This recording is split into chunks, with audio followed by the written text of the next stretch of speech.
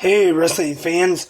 Welcome to another episode of 360 Wrestling Fanatic, the second episode for August 22nd, 2016. Once again, I am your host, Lance Brock, and on this episode, I will be recapping last night's WWE Summerslam pay-per-view on the WWE Network. And we started things off with the SummerSlam kickoff. And first, it was a 12-man tag team match with the Usos, the Hype Bros, and American Alpha defeating the Ascension, the Vaudevillains, and Breezango. It was Usos kind of stealing the win away from American Alpha to pick up the victory for their team in this one. And the next match on the kickoff, it was Team 3D taking on Sami Zayn and Neville. Neville and Zayn get the win. And our third contest of the kickoff, it is the first match of the best of 7 series. Sheamus versus Cesaro. Sheamus gets the win to go up 1-0 in the series. And no disrespect to Sheamus and Cesaro, but I don't know if they are really the two right guys to have a best of 7 series with right now. That's just my opinion. But who knows? Maybe it will turn out to be really good, but I don't think it's going to be quite as great as the best of 7 series that Chris Benoit and Booker T had in WCW. That's going to be tough to do, and I don't think they are going to be able to do it. And now it is on to the main show, SummerSlam. And we kick things off with Enzo and Cass in tag team action against Chris Jericho and Kevin Owens. And it is Jericho pinning Enzo Amore to get the victory for his team in this one with the Code Breaker. I thought it was a pretty good match to kick off the show. I think Jericho and Owens work good together as a tag team. And next up, we see the SmackDown Commissioner and General Manager, Shane McMahon and Daniel Bryan, in the back. And they run into the General Manager of Monday Night Raw, Mick Foley. And then we see Jon Stewart there with his son. And he starts talking bad about Stephanie. And then it turns out that she's standing right behind him. And then the New Day comes in. And then they take Jon Stewart with them. And next up is for the WWE Women's Championship, Sasha Banks defending against Charlotte. And first of all, I kind of thought this was a little too early on the card to be having this one. In my opinion, would have had the other women's match in this spot and then saved the women's championship match for later on in the show, closer to the end. But that's just me. And this one was a good match between these two once again. Sasha Banks has the bank statement locked in, and Charlotte counters that into a pinfall and defeats Sasha Banks to win the women's championship. Now, I was disappointed. I'd rather have seen Sasha Banks go over, retain the championship instead of losing it this quickly. But what I've read is that she is injured and she will be taking some time off. So that's why they had her drop the title back to Charlotte so quickly. So hopefully once she is 100%, she's back. Hopefully they'll put the title back on her. But like I said, very good match. At one point, Charlotte goes for a razor's edge on the top rope, but Sasha counters with the Hurricanrana, then gets a Boston Crab in the corner, and then hits the double knees. And like I already said, Sasha Banks lost the women's championship to Charlotte, 2-time women's champion now. And tag team action, or not action just yet, but we see a tag team in the back, I should say. Luke Gallows and Carl Anderson, and they're doing that silly doctor thing again. And they're joined by AJ Styles, a little reunion of the club backstage. And our next match is for the Intercontinental Championship, The Miz taking on Apollo Crews. The Miz retains. And next up is, in my opinion, definitely match of the night. The phenomenal AJ Styles taking on John Cena. And Cena hits a AA from the top rope.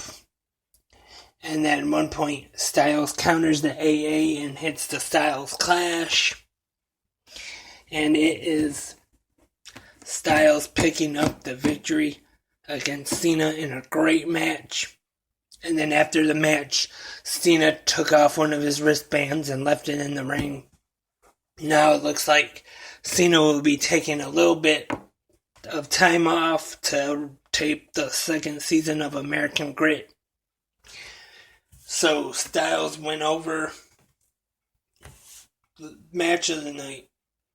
Once again, I just want to say that. And hopefully Styles will be put in the world title picture now on SmackDown. And next, Jon Stewart is in the ring. And he says he will join the New Day, taking the place of Big E.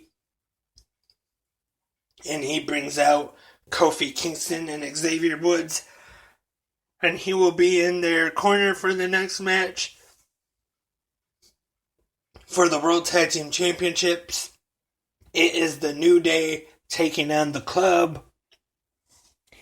And we actually see a return from Big E in this one.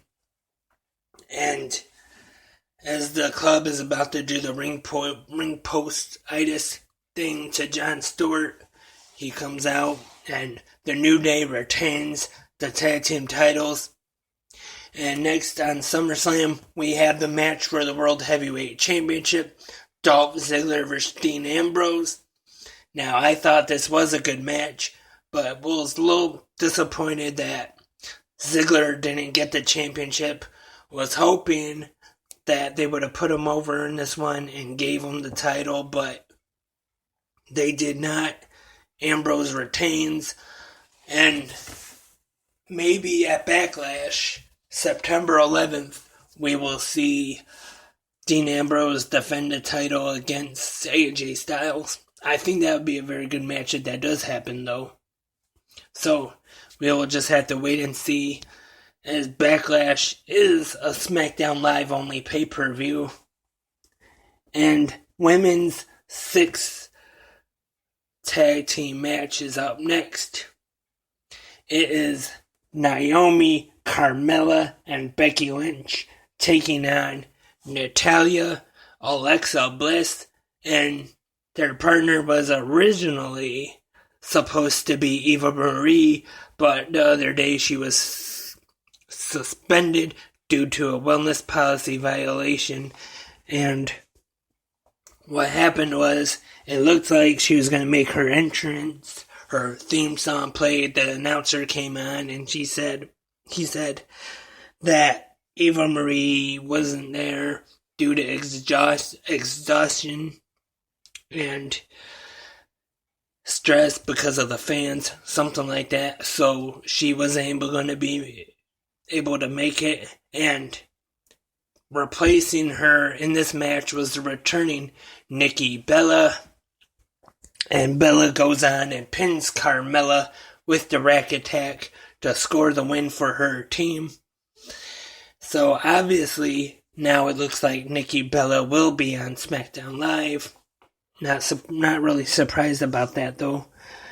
And now it is time for the match for the first ever Universal Championship. Seth Rollins taking on the Demon King Finn Balor.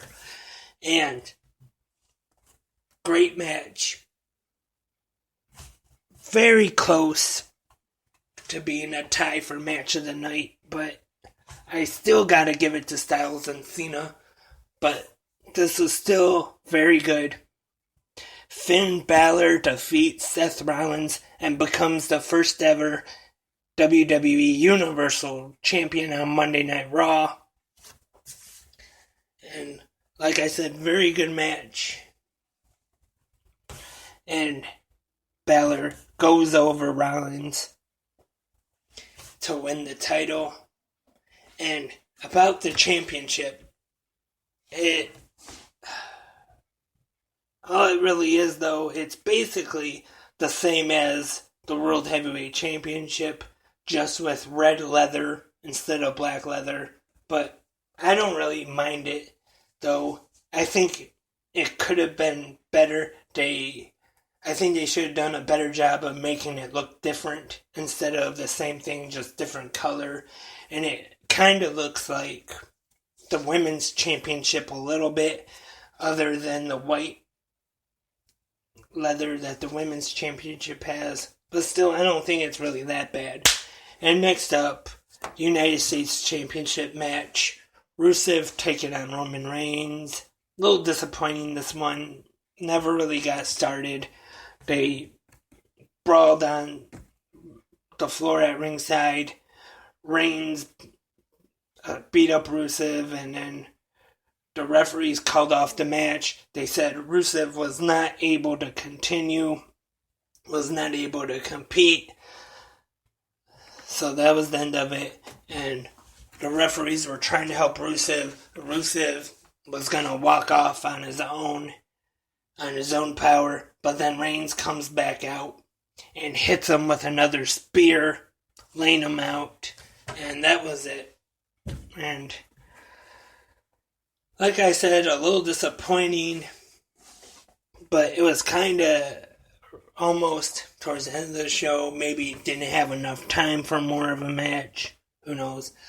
And now it is time for the main event of the evening. Randy Orton taking on Brock Lesnar. This was kind of on the short side, I thought. Not that I expected it to be real long anyway, but Lesnar gets the win by TKO, actually. Randy Orton is a bloody mess. He had a bad cut on his head. And what I read now today is that he has, or last night actually, he has 10 staples. And I'm not sure if he was really knocked out or not, but if he was, I'm surprised that Lesnar went back on him so many times like he did, attacking him with the forearm, and then Shane McMahon came out, tried to get him off Orton, and Lesnar hit him with an F5, and that was SummerSlam. I thought it was a very good show. I wouldn't say real great, though, but very good, and we'll have to see what happens tonight on Monday Night Raw. And this has been 360 Wrestling Fanatic. Remember, you can like 360 Wrestling Podcast on Facebook and follow on Twitter at 360 Wrestling Pod, the Instagram 360 Wrestling Podcast, and email lb360wrestlingfanatic at gmail.com. And we'll be back soon with more episodes. But until then, I am Lance, and I am a wrestling fanatic.